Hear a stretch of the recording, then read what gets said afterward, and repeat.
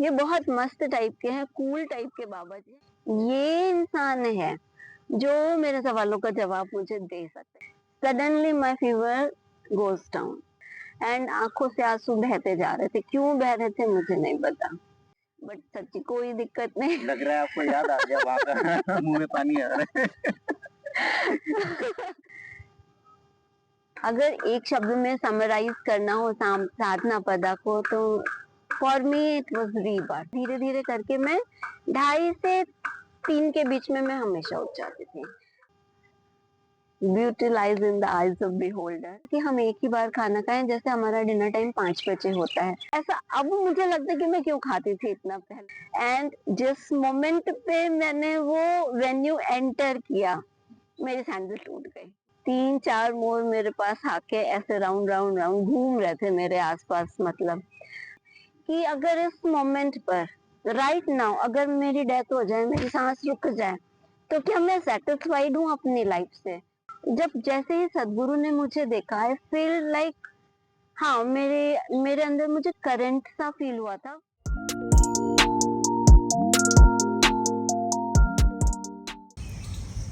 नमस्कारम दोस्तों, आपका बहुत बहुत स्वागत है हमारे चैनल वॉइस ऑफ साइलेंस में। यहाँ हम आपकी मुलाकात करवाते हैं उन लोगों से जिन्होंने आध्यात्म को सीखा, समझा और अपने जीवन में अपनाया। तो जानते हैं उनकी कहानी, उनकी ज़ुबानी, और कुछ सीखते हैं, कुछ समझते हैं उनकी एक्सपीरियंस और उनकी स्ट्रगल से। तो हमारे साथ हैं आज की मेहमान श्वेता जी। नमस्कार श्वेता जी, बहुत बहुत स्वागत है। नमस्कार प्रत्युष जी, बहुत बहुत धन्यवाद आपका अपने शो का हिस्सा बनाने के लिए। चलिए शुरू करते हैं। आप अपने बारे में कुछ बताइए, आप कहाँ से हैं, क्या करती हैं? मेरा नाम श्वेता है प्रत्युष जी, मैं गुरुग्राम की रहने वाली हूँ। वैसे मेरा जन्म तो यूपी के प्रयागराज डिस्ट्रिक्ट में हुआ था, लेकिन अभी मैं कई सालों से यहाँ गुरुग्राम में रह रही हूँ। मेरी पढ़ाई शिक्षा दीक्षा सब प्रयागराज में हुई थी, लेकिन शादी के बाद मैं गुरुग्राम मूव कर गई थी, तो लगभग 30 सालों से मैं यहाँ पर ही रह रही हूँ। मैंने इलेक्ट्रॉनिक्स इंजीनियरिंग किया हुआ था। उसके बाद मैंने ब्लैक बेल्ट किया मार्शल आर्ट में, एंड फिर उसके बाद मैंने पीजी डिप्लोमा किया स्पिरिचुअलिटी में। तो आई वाज ट्राइंग इन, जैसे कि आप देख सकते हैं जो मैंने जो जो सीखा और जिस तरह से मैंने कहा, I was in a quest to, और you can say I was in a search to something. वाह, बहुत अच्छी है। मतलब आपने एक हाउसवाइफ होने के साथ मार्शल आर्ट ब्लैक बेल्ट किया। आपने किस एज में किया था मार्शल आर्ट ब्लैक? जी, मार्शल आर्ट करीब मैंने 30-32 साल की उम्र में मैंने शुरू किया था। उसके पहले थोड़ा बस एक्सरसाइज वगैरह करती थी। 30-32 साल में मैंने प्रॉपर ट्रेनिंग लेना शुरू किया। 3-4 साल तक कंटिन्यू किया मैंने। जब मैंने ब्लैक बेल्ट ले लिया, तो उसके बाद मैंने 2-3 कॉम्पिटिशन्स भी पार्टिसिपेट किए, लेकिन उसके बाद मुझे एहसास हुआ कि शायद ये मेरी जर्नी नहीं है। मुझे बहुत मजा नहीं आ रहा था, क्योंकि फाइटिंग एंड एवरीथिंग बहुत अच्छा नहीं लगा मुझे। उसके बाद फिर मैं एक संस्था से जुड़ी, करीब 2009 के आसपास, जो कि ज्ञान योग सिखाती थी। तो वहाँ पे मैंने थोड़ा सीखा, समझा अध्यात्म को। तो आप स्पिरिचुअलिटी को कैसे देखते थे? सस्पिशियस, लॉजिकल और सुपरस्टिशियस? जी, शुरुआत में तो कुछ भी समझ नहीं आता था कि ये एक्चुअली है क्या, लेकिन जब थोड़ा सा ज्ञान मिला, थोड़ी सी समझ बढ़ी, तो it's very pure logical thing. और मेरे लिए ये it's a pure logical thing. तो क्या मैं, जैसे स्पिरिचुअलिटी को लोग समझते हैं कि जो मंदिर जाता है, पूजा करता है, दैट इज़ स्पिरिचुअल। नॉर्मल आम जन लोगों में यही थॉट है। तो आप इसके बारे में क्या कहना चाहते हैं? अगर आप मंदिर जाते हैं, पूजा करते हैं, तो आप स्पिरिचुअल हो भी सकते हैं और नहीं भी। क्योंकि मेरी समझ में स्पिरिचुअलिटी का मतलब ये है कि जब आप अपने बारे में जानने की कोशिश करते हैं कि हमें अंदर से क्या अनुभव हो रहा है, वहां पर स्पिरिचुअलिटी आ जाती है। लेकिन बस हम मंदिर जा रहे हैं, पूजा कर रहे हैं एज़ अ रिचुअल, क्योंकि हमारे बड़ों ने सिखाया है, घर में देखा है हमने, तो खाली मंदिर जाना और पूजा करना अध्यात्म नहीं हो सकता है, अगर आप उसे अनुभव नहीं कर पा रहे हैं। और ये अनुभव हर व्यक्ति के लिए अलग-अलग हो सकता है। ईशा में आने से पहले आपके जीवन आपकी लाइफ कैसी चल रही थी? क्या कभी लगा यही जीवन है? आपका डेली रूटीन क्या होता था? प्रत्युष जी, मैं बहुत ही नॉर्मल मिडिल क्लास फैमिली को बिलॉन्ग करती हूँ। बचपन से बहुत धार्मिक माहौल मैंने देखा अपने घर में। मेरी माताजी, मेरी दादी, ताई जी, मौसी सब बहुत पूजा पाठ करते थे। घर में पूजा होती थी, मंदिर जाना होता था, व्रत त्योहार सब रेगुलर। और व्रत कोई प्रसिद्ध मंदिर है वहां जाके आशीर्वाद लेना, वैसे ही सीखा हमने। लेकिन मन में हमेशा से एक सवाल आता था कि ये क्यों कर रहे हैं, इससे क्या होगा, क्योंकि अनुभव कुछ भी नहीं था हमें अंदर से। बस हम एक आपको बता दिया गया, वो आपको करना है। जैसे हम कॉपी पर कुछ लिख रहे हैं, लिखते चले जा रहे हैं, लेकिन समझ में कुछ भी नहीं आ रहा है। तो मन में बहुत सवाल थे, लेकिन जवाब किसी के पास भी नहीं था। तो at the back of the mind ये हमेशा मेरे मन में रहता था कि कैसे सीखे, कहाँ से सीखे। तब उस समय मैंने विवेकानंद को पढ़ना शुरू किया। सोशल मीडिया तो होता नहीं था उस समय, तो हमारे पास सिर्फ किताबें ही एक माध्यम थी। या तो आपके आसपास लोग कुछ बता सकते थे, या आप किताबों से पढ़ के कुछ सीख सकते थे। तो किताबें तो जो भी किताबें उपलब्ध थी वो मैंने पढ़ना शुरू किया। थोड़ा बहुत समझ में आया, थोड़ा बहुत नहीं समझ में आया। उसी दौरान मैंने योगा सीखना शुरू किया, वो भी किताबों से, क्योंकि कोई टीचर नहीं था सिखाने के लिए। स्कूल में जो सिखाया जाता था वो पीटी होती थी, वो योगा नहीं होता था। तो जो थोड़ा बहुत मैं किताबों के माध्यम से सीख सकती थी वो मैंने सीखा। लेकिन किताबों से आप कुछ नहीं सीख सकते हैं, क्योंकि किताबें हमेशा वन साइडेड कन्वर्सेशन होता है, टू साइडेड कन्वर्सेशन नहीं होता है। उसमें जो लिखा है इट्स अ काइंड ऑफ, ये वैसे ही हो गया जैसे कि घर में किसी ने बताया और आपने कर दिया। हम जब आप कुछ ऐसा नया एक्सपेरिमेंट करते हैं तो आपके अंदर बहुत सारे सवाल आते हैं, तो उनका जवाब देने के लिए कोई होना चाहिए। इसीलिए गुरु की महत्ता है। तो फिर लेकिन कोई भी नहीं था। और एक ऐसे बैकग्राउंड में मेरा जन्म हुआ था, मैं रहती थी जहाँ पे एक लड़की होने के नाते मुझे अलाउड नहीं था किसी भी मठ में जाना या वहां पर जाके ऐसी चीजें सीखना। तो घर में ही रह के जो कर सकती थी, जो समझ सकती थी, वो मैंने सीखा। लेकिन at the back of the mind वो हमेशा ही मेरे दिमाग में रहा, ये सवाल, इन चीजों के बारे में और ज्यादा जानना और अनुभव करना।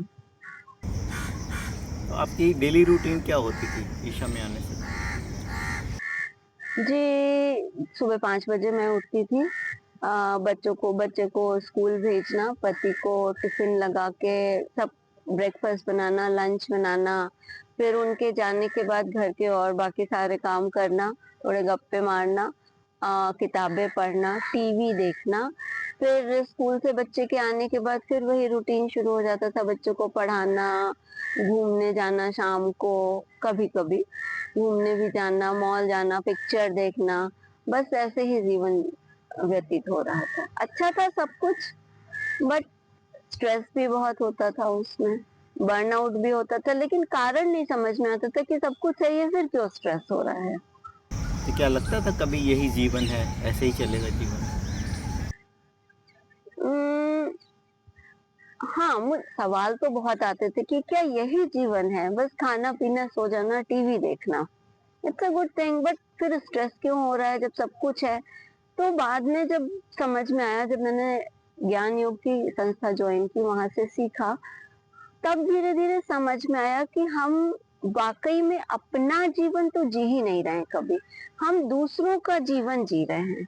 दूसरों का जीवन हम इस तरह से जी रहे हैं कि हम जो भी काम करते हैं वो हम हमेशा सामने वाले को देख के करते हैं। कि जैसे कि अगर हमें कुछ कपड़े खरीदने तो जो ट्रेंड में चल रहा है वो खरीदने होते थे। हमें ये नहीं समझ में आता था कि हमारे लिए क्या सही है, हमारी स्किन को कैसा फील हो रहा है। अगर लोग मॉल घूमने जा रहे हैं, मूवी देखने जा रहे हैं, तो हमें भी जाना है क्योंकि सब जा रहे हैं। अगर हम नहीं जाते थे तो कहीं न कहीं ऐसा महसूस होता था कि हम पीछे रह गए, हमारे अंदर कुछ कमी है। शायद हम फाइनेंशियली नहीं अफोर्ड कर पा रहे हैं, तो हमेशा कुछ और पाने की चाहत, कुछ और पाने की चाहत हमेशा मन में रहती थी कि हाँ, अब इससे ज़्यादा करना है। अगर कोई मोबाइल फ़ोन है हमारे पास, इट्स गुड, फंक्शनिंग गुड, लेकिन महँगा वाला लेना है हमें। क्यों? क्योंकि हमारे फ्रेंड के पास वैसा है, तो हम अभी नीचे दिख रहे हैं हमें। ऐसा महसूस, तो जो ये सारी चीज़ें होती थी वो हमारे अंदर स्ट्रेस क्रिएट करती थी और फिर इसी वजह से बर्नआउट भी फील होता था, टायर्डनेस होती थी, फिर हेल्थ भी उतनी अच्छी नहीं रहती थी क्योंकि मानसिक शांति नहीं थी हमें। क्या कोई टर्निंग पॉइंट आया था जब आपके जीवन में लगा आपको कुछ बदलना चाहिए? हाँ, हम जब इन सवालों से गुजरते हैं, तबीयत नहीं ठीक रहती है, वन डे यू थिंक नहीं, नॉट इनफ इज़ इनफ, नहीं कुछ तो अलग है, शायद हम ये नहीं चाह रहे हैं या हम कुछ और चाह रहे हैं जो हमें समझ में नहीं आ रहा है। तो आप वो कह सकते हैं कि हाँ, ये टर्निंग पॉइंट था जब अंदर से सवाल उठने बहुत ज़्यादा शुरू, क्योंकि इट्स अ काइंड ऑफ, ये वो समय था जब आप अपनी फैमिली लाइफ में एक तरह से सेटल हो चुके होते हो।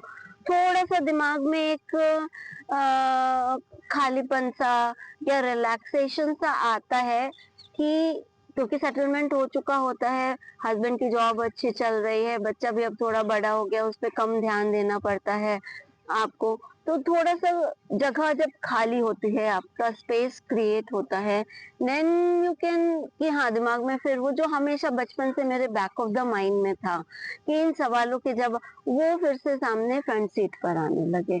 तब फिर मैंने खोजबीन शुरू की, तब मैं इस संस्था से मिली जहाँ पर मैं रेगुलर जाती थी, क्लास करती थी, मैंने मेडिटेशन सीखा, तब मुझे समझ में आया कि नहीं, जो हम जीवन अब तक जी रहे हैं, वो हमारा अपना जीवन तो था नहीं, क्योंकि हम क्या चाहते हैं उसमें उसकी कोई जगह नहीं थी।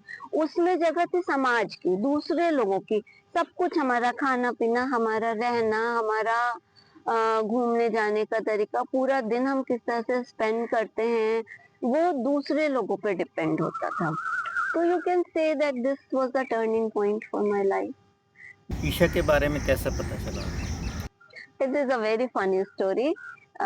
एक दिन 2017 की बात है, सोशल मीडिया बहुत पॉपुलर हो चुका था। मैं जुलाई का समय था, बारिश हो रही थी बाहर और मैं ऐसे रूम में बैठी हुई स्क्रॉल कर रही थी यूट्यूब वीडियो, एंड तभी व्हाट्सएप पे नोटिफिकेशन आया, मेरी सिस्टर ने एक वीडियो फॉरवर्ड किया था and the comment was, video के नीचे कमेंट था कि मुझे ये बाबा जी बहुत अच्छे लगते हैं, ये बहुत मस्त टाइप के हैं, कूल टाइप के बाबा जी हैं, क्यों इंग्लिश में सबको प्रवचन देखते हैं और कुछ भी बोलते हैं ये, मतलब ऐसा मैंने आज तक कभी नहीं सुना, तुम भी देखो शायद तुम्हें अच्छा लगेगा। I casually open the video and saw, and that was the first video when I hook to Sadhguru. एक वीडियो, दो वीडियो, फिर मैंने उसको यूज, उस चैनल पे गई, बहुत सारे वीडियो सर्च किए एंड कॉन्टिन्यूअसली, जैसे होता है ना 10 15 20 वीडियो में कॉन्टिन्यूअसली बैठी देखती रही 2.5 3 घंटे तक। Then I realize it is something जो मैं इतने दिनों से ढूंढ रही थी, ये इंसान है जो मेरे सवालों का जवाब मुझे दे सकता है, यहाँ से मुझे मिल सकता। तब तक मुझे कुछ भी नहीं पता था सदगुरु के बारे में, कौन है, कहाँ से है ये, और ईशा फाउंडेशन के बारे में नहीं पता था, बस हाँ कि हाँ ये है, एक बाबा जी हैं जो इंग्लिश में देते हैं, और लेकिन इनके पास मेरे सवालों के जवाब है, जिस तरह से मैं जानना चाहती हूँ सवालों के जवाब, वो मुझे यहाँ से मिल सकता है जवाब। तो मैंने और सर्च करना शुरू किया, फिर उसके बारे में सर्च किया तो पता चला ये ईशा फाउंडेशन नाम की एक संस्था है जो कि कोयम्बटूर में है, तमिलनाडु के कोयम्बटूर सिटी में है। तो और इसमें ऐसे-ऐसे प्रोग्राम्स होते हैं, फिर गूगल पे बहुत सर्च किया तभी पता चला, उस समय उनकी एक किताब मुझे समझ मिली, इनर इंजीनियरिंग करके एक किताब थी। शायद उसी समय पब्लिश हुई होगी या मुझे गूगल में उसी समय पता चला। फिर मैंने वो किताब मंगा के पढ़ी and it was really awesome. उसके बाद तो बस जो सिलसिला शुरू हुआ और जानना, बट अभी तक यूट्यूब वीडियो तक ही सब कुछ सीमित था मेरा।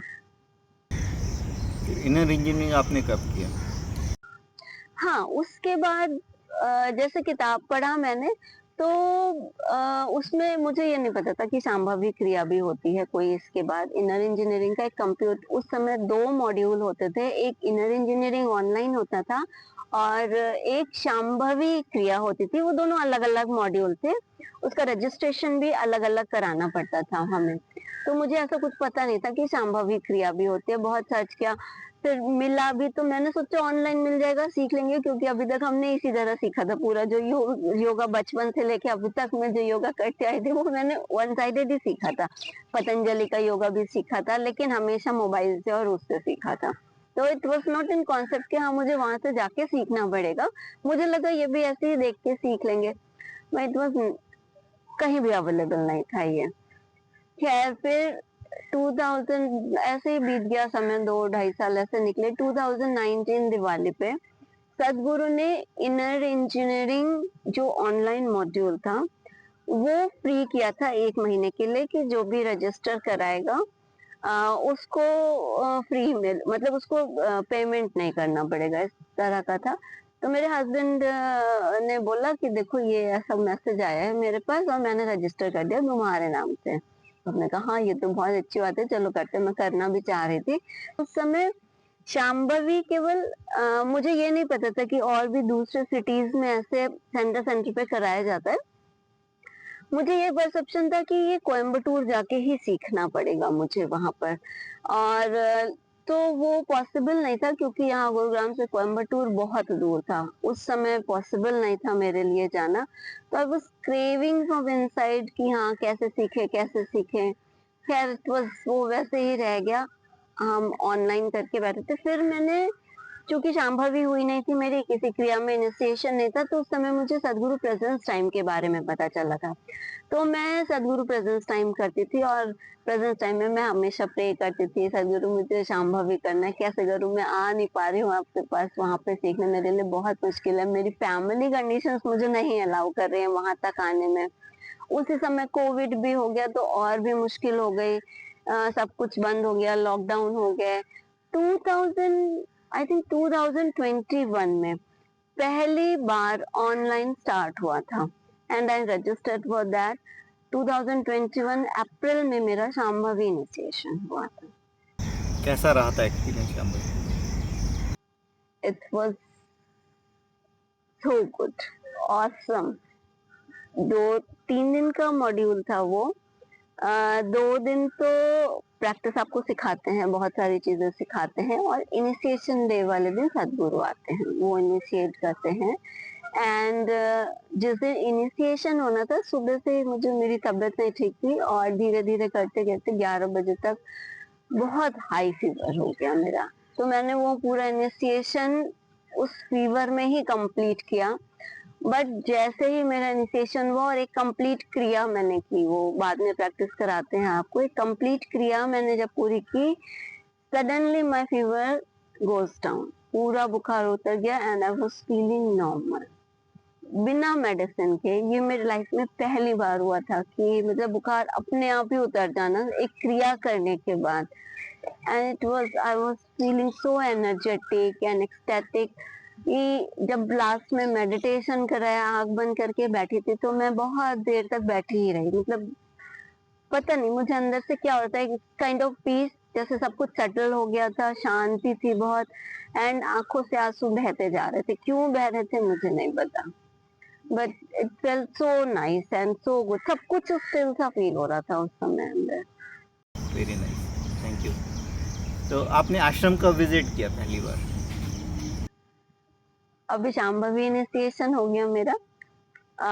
अब उसके बाद क्या होता है ना, आपने मंडला कर लिया, सब कुछ कर लिया, देन फिर आपके अंदर और सीखने की इच्छा होती है, क्योंकि अब आप और लोगों से जुड़ गए हो, कोई और भी प्रोग्राम्स के बारे में मुझे पता चलने लगा, जैसे कि शून्य, भव स्पंदना, आश्रम जाने का भी बहुत मन हो रहा था, लेकिन जा नहीं पा रहे थे क्योंकि कोविड का स्केयर था तब भी, और ये तो ट्रैवल बहुत करना पड़ेगा, तो it was kind of delaying somehow. Then suddenly one day I got a message for साधना पदा प्रोग्राम. तो ये 7 मंथ रेजिडेंशियल प्रोग्राम है जहाँ आपको 7 महीने वहां जाके रहना होता है. मैंने कुछ बिना सोचे समझे मैंने बस अप्लाई कर दिया कि हाँ रहना है. घर में भी अभी तक नहीं बात की थी मैंने, बस मैंने अप्लाई कर दिया. एंड ये भी था कि अगर इतने दिनों के लिए मैं जाके रहूंगी तो मैं बाकी जो एडवांस प्रोग्राम होते हैं वो सब कर सकते हैं, क्योंकि उस समय जो ये जितने भी एडवांस प्रोग्राम थे वो सिर्फ आश्रम में होते थे, बाहर होते ही नहीं थे. तो था कि अपना आराम से एक बार जाऊंगी और वहां पे सारे प्रोग्राम सीख के फिर वापस आ जाऊंगी और इतने दिन आश्रम में रहने को भी मिलेगा. एंड अप्लाई करने के बाद मैंने घर में बात की, तो ये हुआ कि हाँ कैसे जाएंगे घर, कैसे एडजस्ट होगा सब कुछ, पीछे से देखना बच्चे को भी और हस्बैंड को भी, सब कैसे मैनेज होगा. आई थिंक देखा जाएगा. फिर मेरा वहाँ पे सिलेक्शन होने से पहले उन्होंने, मेरा वीडियो इंटरव्यू हुआ था, उन्होंने पूछा कि आपने आश्रम विजिट किया है कभी, तो मैंने बोला नहीं मैंने नहीं किया. तो उन्होंने मुझे होल्ड पे रखा, उन्होंने बोला कि पहले आप आके आश्रम विजिट करिए, फिर हम बताएंगे आपका सिलेक्शन हुआ कि नहीं, फिर देखेंगे आपका प्रोसेस आगे होगा. तो मैं मार्च 2023 में गई थी 21 डेज के लिए, आश्रम विजिट किया था. वो मेरा पहला विजिट था आश्रम के लिए.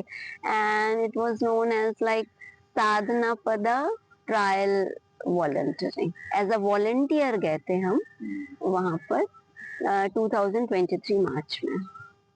तो वहाँ कैसा रहता था, वहाँ का रूटीन क्या होता था आपका? शुरू में तो 2-3 दिन तो मुझे बहुत दिक्कत हुई, क्योंकि एज अ वॉलेंटियर जाना होता था. वॉलेंटियर एज अ वॉलेंटियर हम गए थे, तो वहां पर हमें डॉर्मेट्री मिलती है रहने के लिए.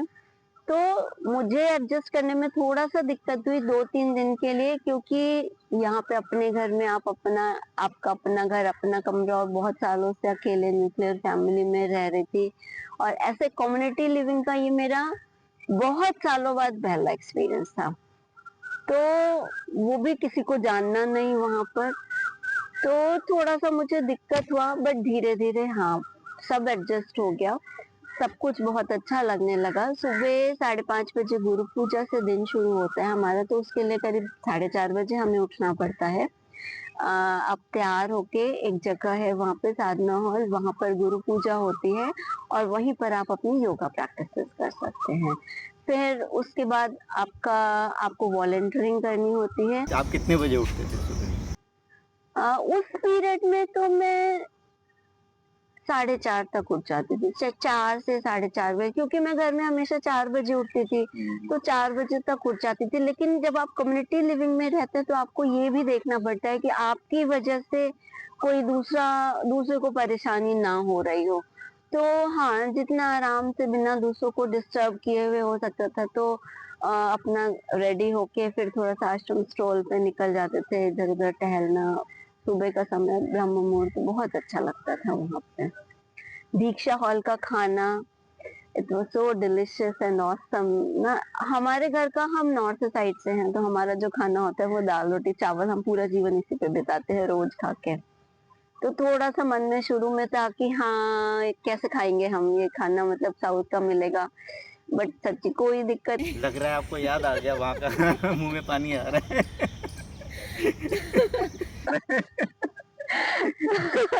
अभी बहुत दिन हो गए आश्रम गए हुए, तो kind of revisiting in my memory.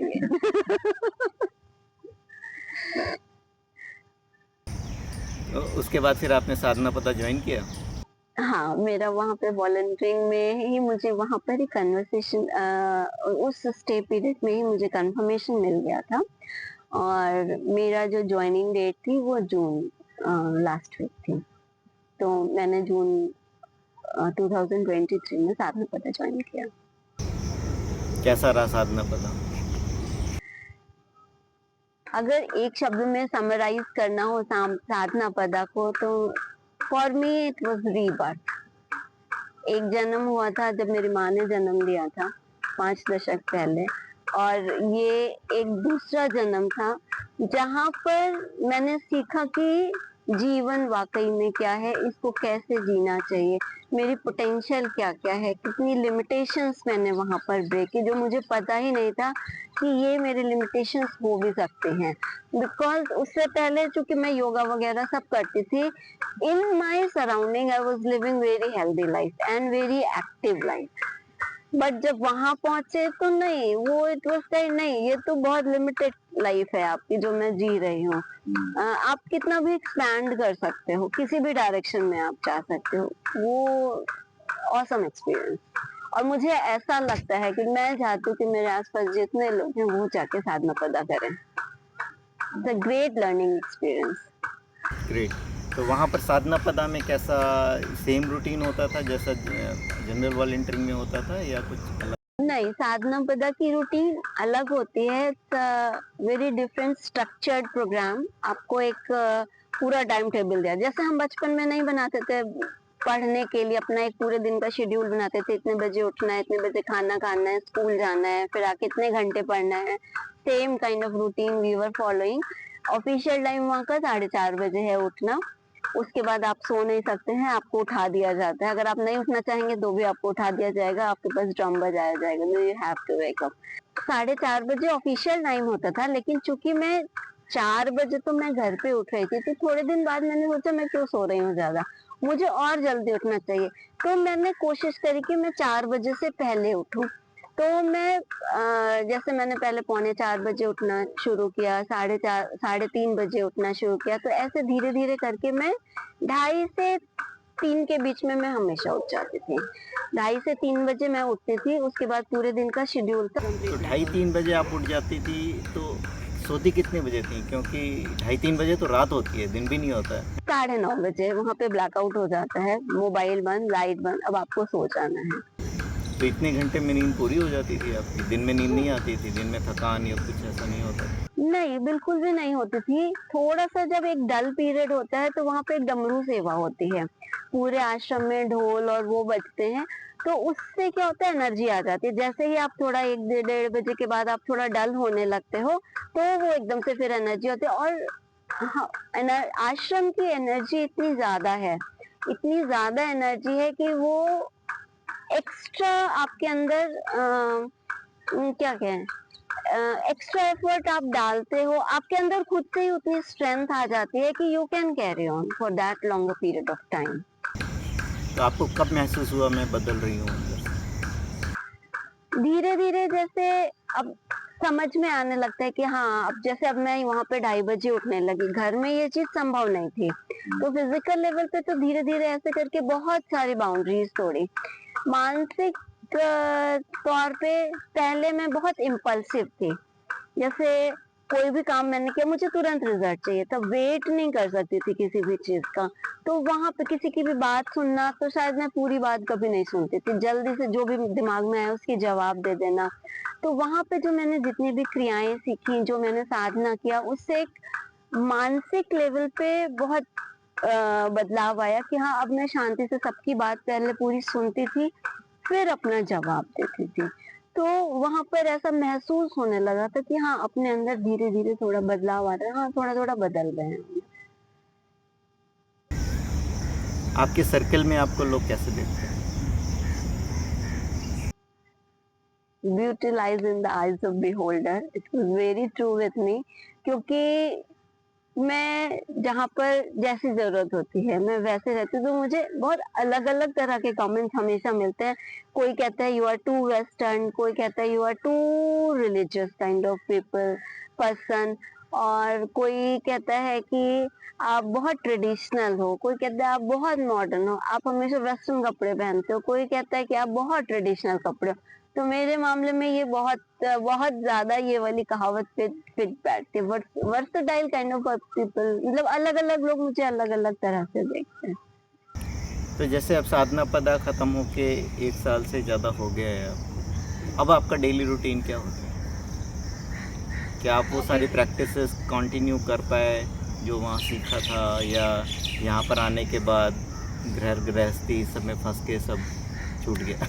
नहीं, अभी भी मैं 3:30 बजे ही उठती हूँ। 3:30 बजे उठने के बाद हाँ, जैसे वहाँ 2:30 बजे उठती थी, यहाँ पे 3:30 हो गया है क्योंकि दिन में मेरा इतना बिज़ी शेड्यूल नहीं होता है, तो मैनेज हो जाती है मेरी साधा तो ढाई 3:30 बजे उठ के 3 बजे भी उठ जाते हैं कभी। 3 से 3:30 बजे उठ के फिर तैयार होके हम अपनी पूरी साधना मैं करती हूँ, 9 बजे तक होती है मेरी पूरी साधना खत्म होती है। तो क्या कितने घंटे की रोज़ साधना होती है आपकी? 6 to 7 आवर्स की साधना हो जाती है हमारी।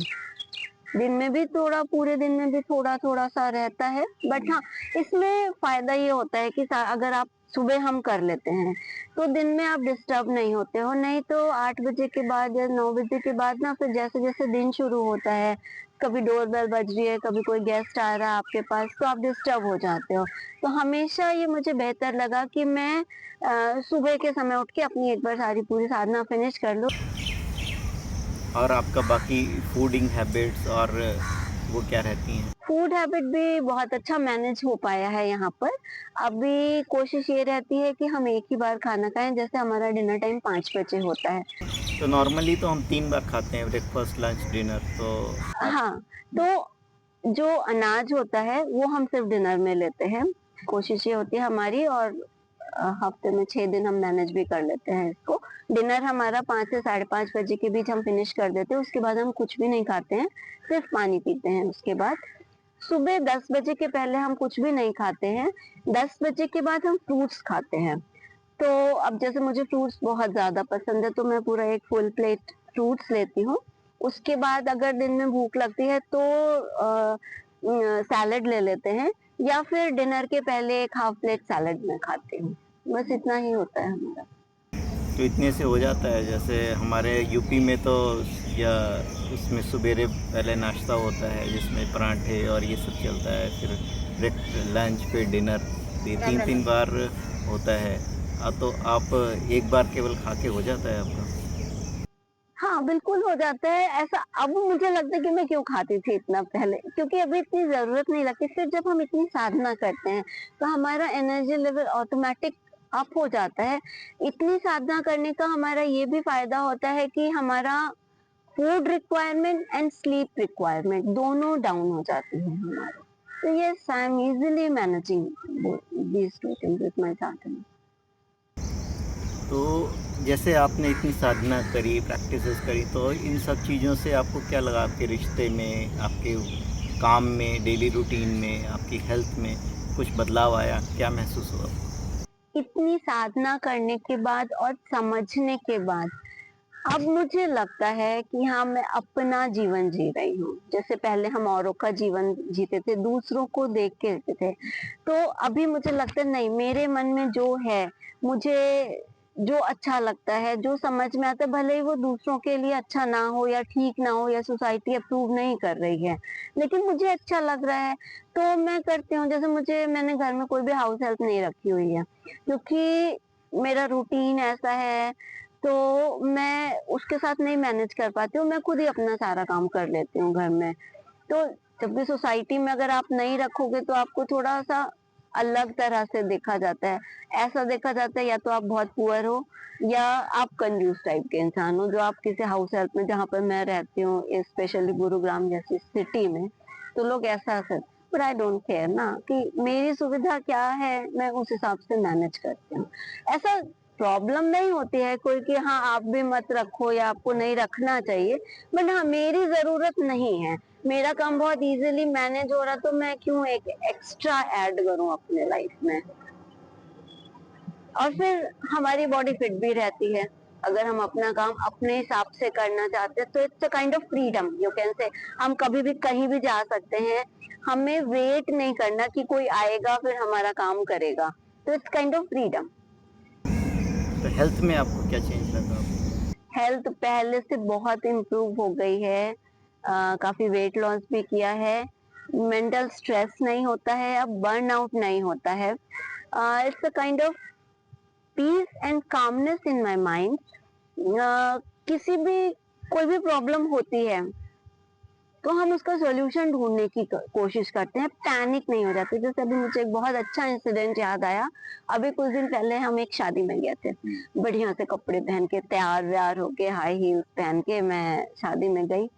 एंड जिस मोमेंट पे मैंने वो वेन्यू एंटर किया, मेरी सैंडल टूट गई। It was like in two pieces.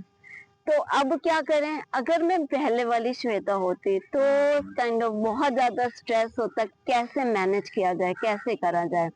क्योंकि एक सैंडल टूट गई है तो हम शादी में कैसे जाएंगे, तो फिर उसमें गुस्सा भी आता है, इरिटेशन होती है, फ्रस्ट्रेशन होता है। बट अभी उस दिन क्या हुआ कि जैसे ही टूटी, ओ अब क्या करें, अब इसका सॉल्यूशन ढूंढना था। तभी इधर उधर देखा, क्योंकि दिमाग शांत था तो सॉल्यूशन बहुत अच्छा मिलता है जब आप भी आपका दिमाग शांत हो।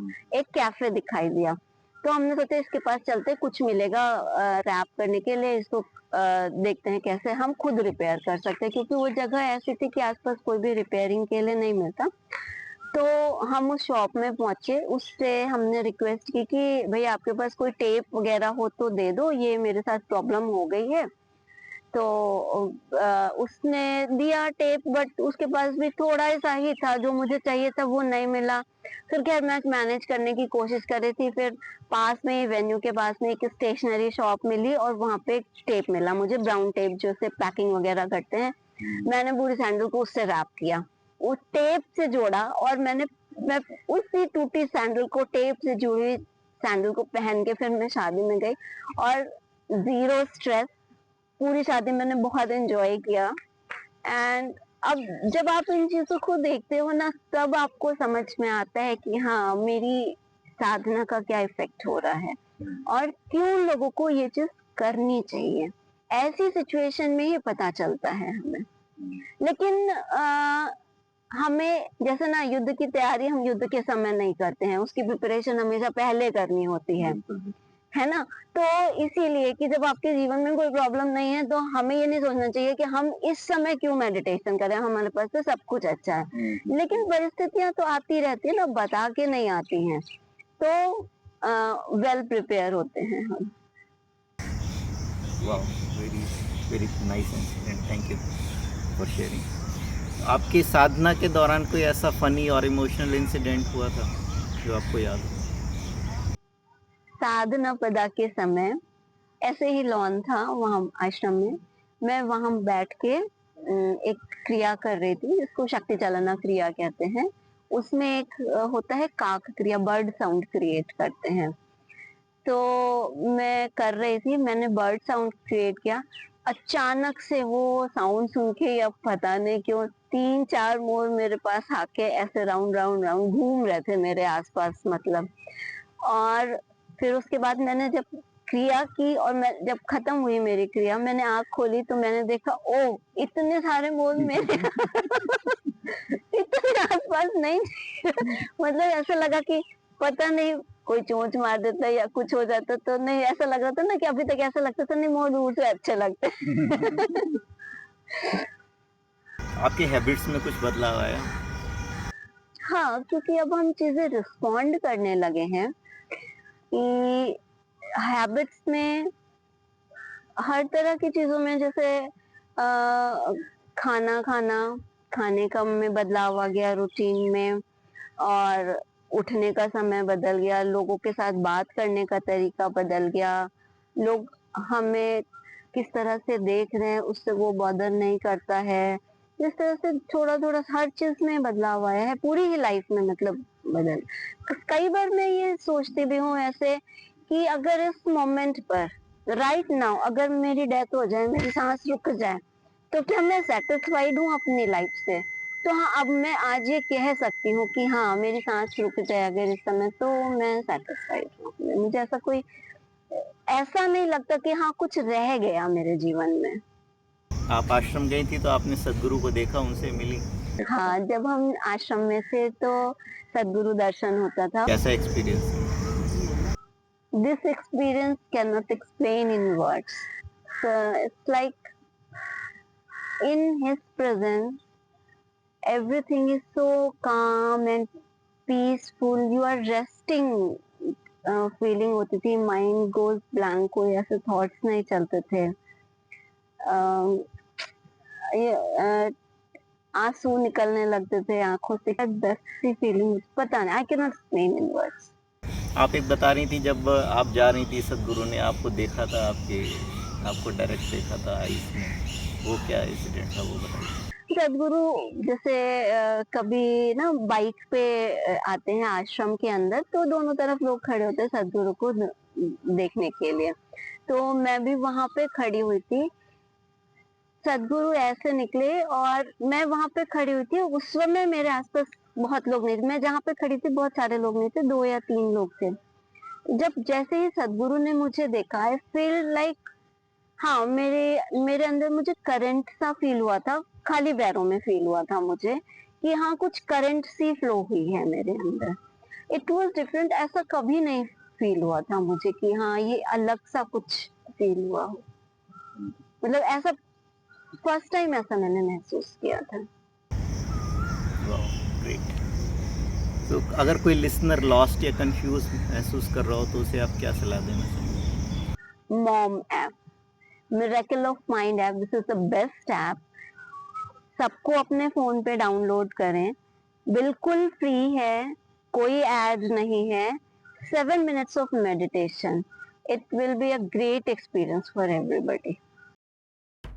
मानव मन सबसे बड़ा चमत्कार है, लेकिन दुर्भाग्य से ज़्यादातर लोग इसे एक दुख पैदा करने वाली मशीन की तरह अनुभव करते हैं जो लगातार उनके खिलाफ काम कर रही है। ध्यान वो प्रक्रिया है जिसके माध्यम से आप मन को इस तरह चलाना सीखते हैं कि ये एक चमत्कार की तरह काम करे। तो हम miracle of mind app launch कर रहे हैं जो आपको ध्यान की एक सरल प्रक्रिया देगा जिसे आप कहीं भी कर सकते हैं। अपने जीवन में शांति, आनंद और उमंग लाने के लिए, मानसिक खुशहाली, भावनाओं में स्थिरता और संतुलन लाने के लिए। सवारे अपना दिन सिर्फ 7 मिनट में मिरेकल ऑफ माइंड ऐप के साथ। सदगुरु का कोई ऐसा कोट या वीडियो जिसने आपको बहुत प्रभावित किया? Be the change, first you be the change what you want to bring in the world। मतलब जो आप दूसरों में परिवर्तन देखना चाहते हो, पहले वो परिवर्तन आप खुद के अंदर लेकर आओ। ये मुझे हमेशा इंस्पायर करता है और दिन में मदद करता है कई बार जब आप दूसरों से इंटरैक्ट कर रहे होते हैं। Thank you. अभी कुछ हमारे फन क्वेश्चंस हैं तो आप उसका आंसर देना चाहेंगे? टी और बटर मिल्क? Butter milk. ध्यान और dance in Mahashivratri? Day time dhyan and at night dance. Sadhguru in one word? Shiva. Morning साधना मिस हो जाए तो गिल्ट या chill? Chill. Why chill? It's okay, अगर हमने मिस किया है तो किसी वजह से मिस किया होगा ना, स्ट्रेस लेके तो क्या फ़ायदा। गिल्ट एंड शेम, ये जो दो चीज़ें हैं ये सोसाइटी ने हमें अपने कंट्रोल में करने के लिए बनाई हुई है, इससे कुछ भी नहीं हासिल होता। एंड एक बार गिल्ट होने पे आप एक स्पाइरल की तरह उसमें फंस जाते हो, है ना। देन स्ट्रेस क्रिएट होगा सब कुछ। तो चिल, ठीक है, मिस हो गया, कल देखेंगे, शाम को करेंगे, बाद में करेंगे। तो हाँ, but it does not turn into a habit कि आप रोज मिस कर रहे हो। But one app you can not live without? सदगुरु ऐप। कोई ऐसा सेलिब्रिटी जिसको आपको ईशा भेजना? Everybody around me, because for me everybody is a celebrity, everybody is unique for me। तो मैं सबको चाहती हूँ ईशा जाए, मेडिटेशन करे, वो साधना पता भी करे। भिक्षाल और मुंद्रम? भिक्षा। obvious choice। साइलेंस में जो सबसे फनी थॉट आए? I'm not answerable to anybody, nobody can ask anything to me। तो साइलेंस का टैग लगा, कोई कुछ नहीं पूछेगा मुझसे। जब बोर हो रहे हो तो क्या करते हैं? मैं जानने की कोशिश करती हूँ कि मैं बोर हो क्यों रही हूँ। एक्चुअली मेरे लिए, मुझे जो समझ में आया कि बोर इंसान तब होता है जब वो कुछ और करना चाहता है लेकिन वो कर नहीं पाता है। तब मैं वो रीज़न फाइंड आउट करने की कोशिश करती हूँ कि मैं एक्चुअली बोर हो क्यों रही हूँ। थैंक यू श्वेता जी, बहुत बहुत धन्यवाद आपका हमारे इस शो में आने के लिए। नमस्कार प्रत्युष जी, आपका बहुत बहुत धन्यवाद इस शो में मुझे इस शो का हिस्सा बनाने के लिए। दोस्तों, अगर आपको ये हमारा एपिसोड पसंद आया हो तो कृपया चैनल को लाइक करें और सब्सक्राइब करें। इसे अपने दोस्तों और चाहने वालों के साथ शेयर करें और कमेंट करके बताएं कि ये आपको एपिसोड कैसा लगा। साथ ही बेल आइकन दबाना ना भूलें, जिससे कि आपको हमारे नए एपिसोड के बारे में सबसे पहले जानकारी मिले। अगली बार फिर मिलते हैं एक नए साइलेंट वॉरियर के साथ। तब तक के लिए be well, be stay. Thank you. शब्दों से परे जो मौन है, उसी की ये वाणी है। भीतर की इस यात्रा में ये वॉइस ऑफ साइलेंस की कहानी है। जहाँ शांति है उत्तर और ध्यान है मार्ग, वहाँ साथ की कहानी में झलकता है ब्रह्म का स्पर्श। न कोई शोर न कोई द्वंद, बस अंतर की पुकार। मन के पार जो तृप्ति है, वही है आत्मा का सच्चा संसार। हर श्वास में जो संगीत है, वो बिना वाद्य बिना स्वर है। यही तो मौन की महिमा है, जो हर साधक का अंतरंग स्वर है।